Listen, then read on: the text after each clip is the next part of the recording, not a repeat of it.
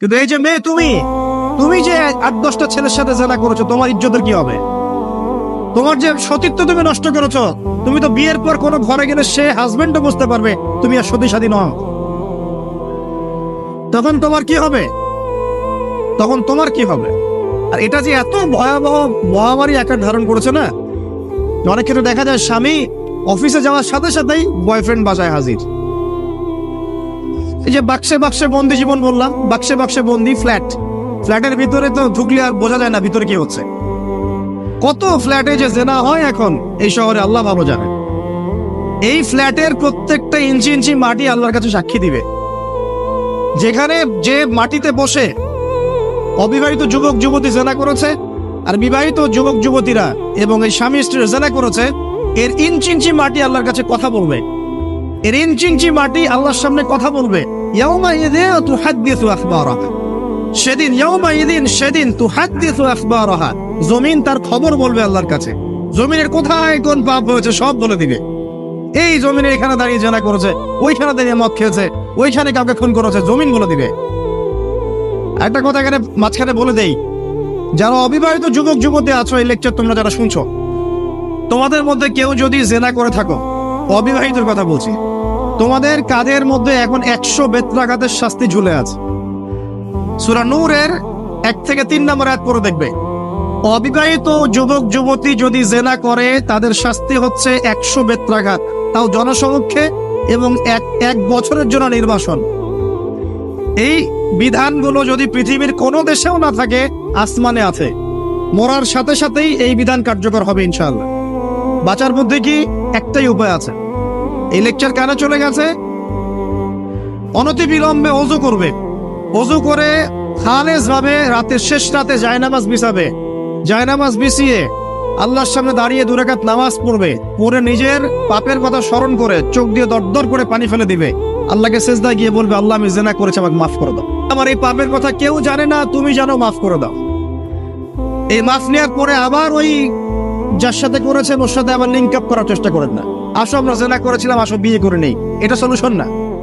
জেনা করেছেন, আগে তওবা করে ফিরে আসতে হবে, তারপরে পুরো জীবন ইসলামিক লাইফ লিড করতে হবে। আল্লাহ যদি দেখেন যে হ্যাঁ আপনি ঠিকঠাক তওবা করে আল্লাহর পথে চলছেন, আল্লাহ তখন আপনাকে নেককার স্ত্রী দিবে ইনশাআল্লাহ। এই একমাত্র রাস্তা যুবকদের জন্য এবং যুবতীদের জন্যও।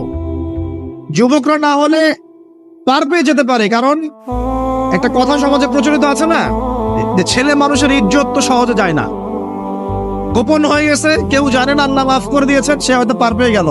কিন্তু এই যে মেয়ে, তুমি যে 8-10টা ছেলের সাথে জেনা করেছো, তোমার ইজ্জতের কি হবে? তোমার যে সতীত্ব তুমি নষ্ট করেছো। তুমি তো বিয়ের পর কোনো ঘরে গেলে সে হাজবেন্ডও বুঝতে পারবে তুমি আর সতী সাথী নও। তখন তোমার কি হবে?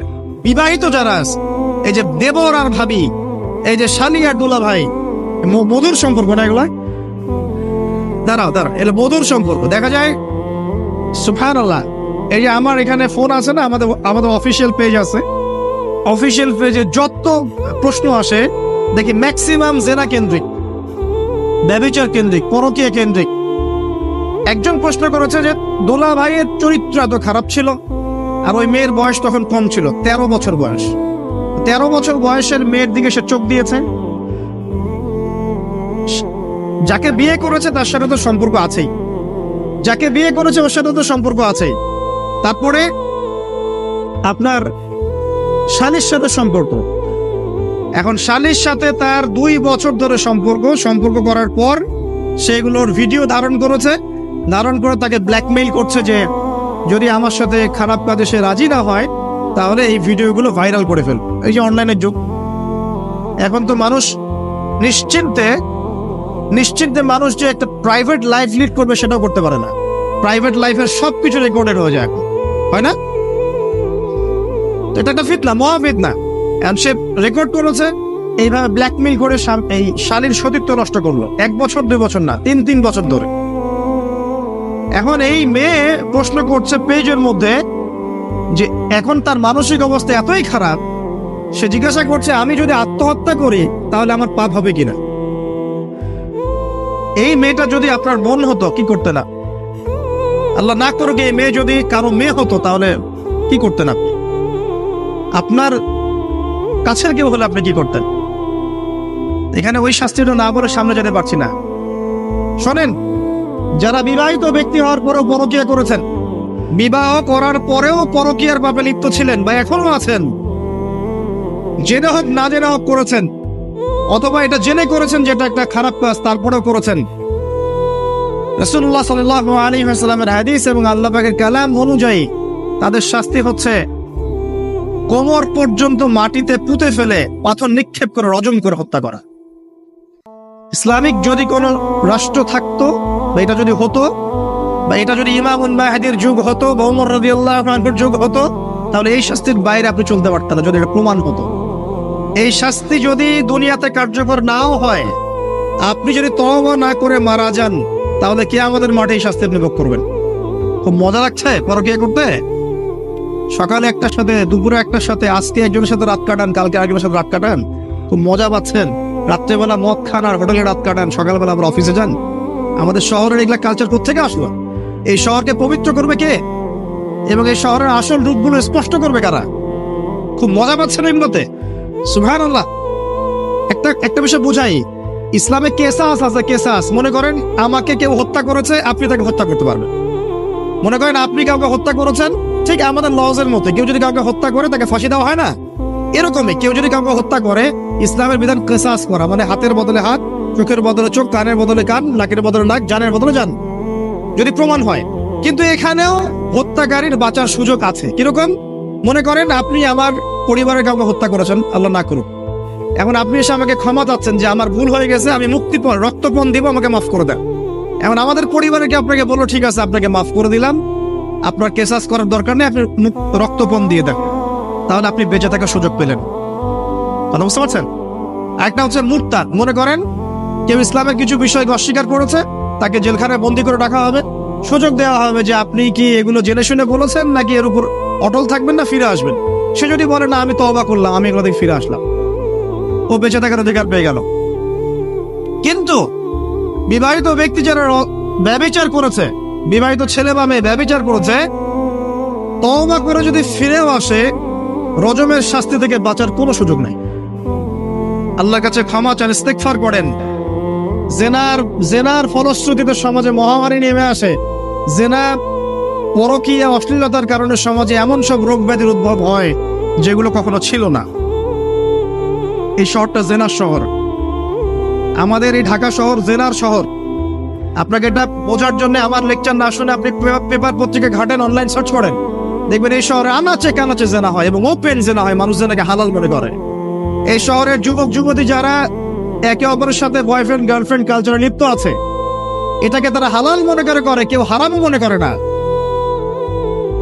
কত বড় সাহস দেখায়। আর রাস্তা দিয়ে আমরা হেঁটে গেলেও বয়ফ্রেন্ড গার্লফ্রেন্ড এসে আমাদেরকে সালাম দেয়, হুজুর আমাদের জন্য একটু দোয়া করেন। তো প্রত্যেকটা পার্কে পার্কে যাবেন, এই যে আপনাদের রেস্টুরেন্ট গুলোতে যাবেন, দর্শনীয় যে স্পট গুলো সেখানে যাবেন, দেধার সে জেনা হচ্ছে, জেনা আর জেনা।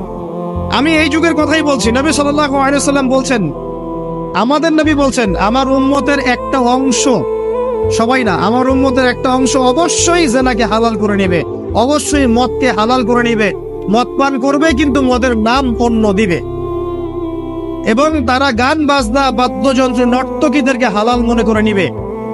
নবী সাল্লাল্লাহু আলাইহি ওয়াসাল্লাম বলেছেন, যখন সমাজে এরকম পাপ বাড়ে তখন সমাজে এমন সব রোগ ব্যাধি আসে যা আগে কখনো ছিল না। এবং এদের ব্যাপারে নবীজি বলেছেন, একদিন সকালবেলা আল্লাহ পাক এদেরকে বানর এবং শুয়োর বানিয়ে দিবেন।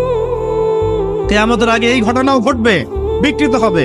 ভূমিধস, ভূমিকম্প, ভূমিধস এবং আকৃতির বিকৃতি, এগুলো আযাব আসবে আল্লাহর কাছে, আল্লাহর পক্ষ থেকে, এই জেনা, এই ব্যভিচার, এই পরকীয়া, নোংরামি, অশ্লীলতার কারণে।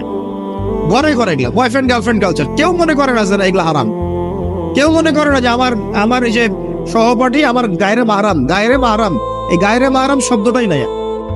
কাজিন, চাচাতো বোন, মামাতো বোন, খালাতো বোন, এই যে কাজিন, এরা জেনা করছে।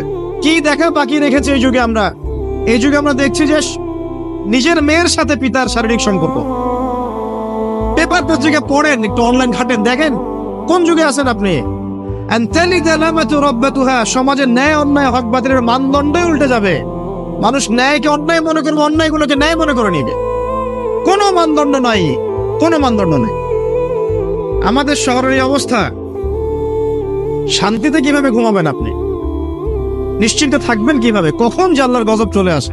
কোরআনে একটা আয়াত আছে, যখন আল্লাহ পাকের গজব আসবে তখন শুধু জালেমদের উপর খাস করে আসবে না। আলেমদেরকে জিজ্ঞাসা করেন, আলেম ওলামাদেরকে জিজ্ঞাসা করেন, যখন আল্লাহর গজব আসবে জালেমদের উপরে শুধু খাস ভাবে আসবে না, সবার উপরে আসবে। আমি খুব ভালো মানুষ, ওয়াজ করছি, নসিহত করছি, পার পেয়ে যাবো এমন ভাবার সুযোগই নাই। আপনাকে আপনার সাধ্য মতো অন্যায়ের প্রতিবাদ করার চেষ্টা করতে হবে। লাতা'মুরুন্না বিল মা'রুফ, নবীজি বলছেন অবশ্যই তোমরা সৎ কাজের আদেশ করো। ওয়ালা তানহাউন্না আনিল মুনকার, অবশ্যই অসৎ কাজে নিষেধ করো। আও লা ইউশিকান্নাল্লাহু আন ইয়াবআসা আলাইকুম ইকাবাম মিন, অন্যথায় আমি আশঙ্কা করি তোমাদের উপর আল্লাহর পক্ষ থেকে বিশাল গজব আসবে। সুম্মা তাদউনাহু, এরপর তোমরা সবাই আল্লাহর কাছে দোয়া করবে, আল্লাহ গজব সরিয়ে দাও, সরিয়ে দাও। লা ইউস্তাজাবু দুআকুম, তোমাদের দোয়া কবুল করা হবে না। নবী সাল্লাল্লাহু আলাইহি ওয়াসাল্লাম বলেন, মান রাআ মিনকুম মুনকারান, তোমাদের মধ্যে যে কেউ হুএভার হি ইজ, যে কেউ যদি কোনো মুনকার, নোংরা গর্হিত কোনো কাজ দেখে, তাহলে যেন ফাল ইউগাইয়ির বিয়াদি, তার সামর্থ্য থাকলে হাত দিয়ে যেন ঠেকায়। সামর্থ্য থাকলে হাত দিয়ে যেন ঠেকায়। যাদেরকে আল্লাহ পাক হাত দিয়ে ঠেকানোর ক্ষমতা দিয়েছেন তাদেরকে আল্লাহ জিজ্ঞাসাবাদ করবেন, কেন ঠেকালে না তুমি?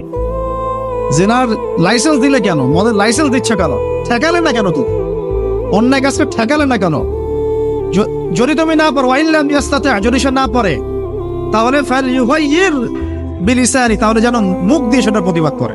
এই যে মুখ দিয়ে প্রতিবাদ করার ক্ষমতা আলেম ওলামার আছে, যাদের হাতের ক্ষমতা নেই, মুখের ক্ষমতা আছে। সেটাও যদি না পারে, ওয়াইল্লাম ইয়াস্তাতি, সেটাতেও যদি সে সক্ষম না হয়, ফাবিকলবি, তাহলে যেন অন্তর দিয়ে ঘৃণাটা পর্যন্ত করে। ওয়াবিযালিকা আদআফুল ঈমান, এটা হচ্ছে ঈমানের সবচেয়ে নিকৃষ্ট একটা অবস্থা, সর্বনিম্ন অবস্থা। এর নিচে ঈমানের কোনো অবস্থাই নাই। তার মানে অন্যায় দেখে আমাদের যাদের মনে কোনো ফিলিংসই কাজ করছে না, তার মানে আমাদের ঈমান নাই আসলে। সহজ কথা, ঈমানের সেই তেজ নাই আমাদের মধ্যে।